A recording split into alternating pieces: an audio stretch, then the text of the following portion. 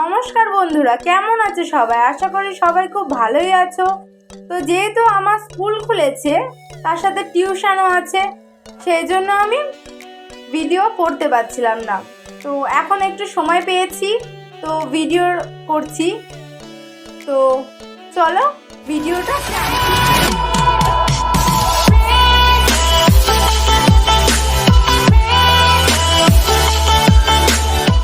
তো আজকে আমি বেসন আর ডিম দিয়ে একটা মজাদার রেসিপি বানাবো।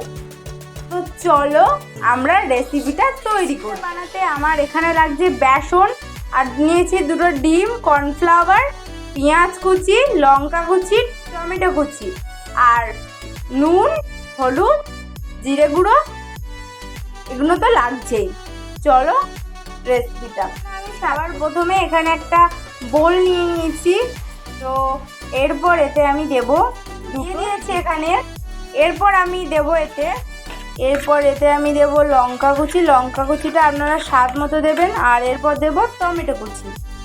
টমেটো কুচিটা আপনারা দিতেও পারেন, নাও দিতে পারেন। তো এগুলোকে ভালো করে মিক্সড করে নেব এবার আমরা। তো এটাকে মিক্সড করে নিয়েছি। এরপর আমরা এতে দিয়ে দিচ্ছি বেসন। তো এখানে 2 চামচের মতন বেসন দিচ্ছি। এরপর এতে দিচ্ছি কর্নফ্লাওয়ার 2 চামচ।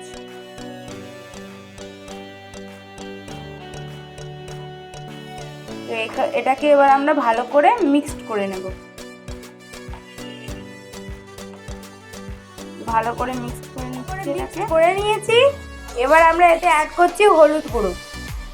1 চামচ হলুদ গুঁড়ো দিলাম সামান্য। এরপর দেবো লঙ্কার গুঁড়ো। আমি এখানে আপনারা লঙ্কার গুঁড়োটা স্বাদ মতো দেবেন, যেহেতু আমি কাঁচা লঙ্কা দিয়েছি সেই জন্য খুব অল্পই লঙ্কার গুঁড়োটা দিচ্ছি। এরপর আমরা দিয়ে দেবো এতে জিরের গুঁড়ো, সামান্য দিয়ে দিচ্ছি। এরপর আমরা এতে অ্যাড করছি নুনটা আপনারা আপনাদের স্বাদ মতো দেবেন। এবার এটাকে মিক্সড করে নিচ্ছি ভালো করে। এখানে মিক্সড করে নিয়েছি। তো এবার আমরা কড়া বসিয়ে দিয়েছি কড়াটা গরম হওয়ার জন্য। তো কড়াটা গরম হচ্ছে। তো কড়াটা এখানে গরম হয়ে গেছে।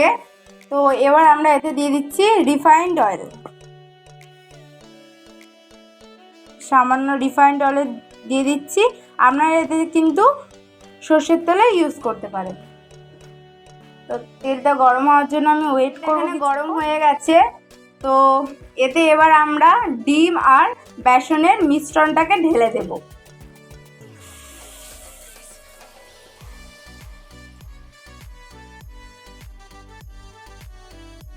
তো ঢেলে দিয়েছি ডিম আর বেসনের মিশ্রণটা। কিছুক্ষণ এটাকে হতে দেব, 2 মিনিটের জন্য এটাকে হতে দেব। আর এই সময় কিন্তু একদম লো ফ্লেমে রাখতে হবে গ্যাসের আঁচটাকে। ফিরে এসেছি। তো এখানে কিন্তু পাশ থেকে ছাড়তে শুরু করে দিয়েছে। এটাকে এবার আমরা উল্টে দেব।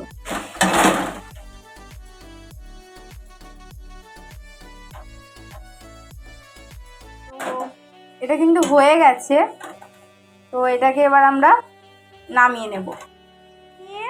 সার্ভ করে দিয়েছি ছুরি দিয়ে কেটে, ওপরে একটু চাট মশলা দিয়ে।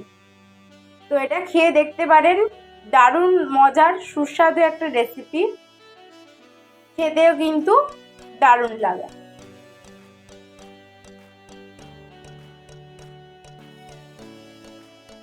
তো ভিডিওটা যদি আপনাদের ভালো লেগে থাকে অবশ্যই একটা লাইক করবেন, শেয়ার করবেন এবং সাবস্ক্রাইব করে পাশে থাকা বেল নোটিফিকেশনটা অন করে দেবেন, যাতে আমি ভিডিও আপলোড করার সাথে সাথেই আপনাদের কাছে পৌঁছে যাক। এবং রান্নাটা বাড়িতে ট্রাই করবেন, দেখবেন কেমন হলো এবং কমেন্টে কিন্তু অবশ্যই লিখবেন। তো দেখা হবে পরের নেক্সট ভিডিও।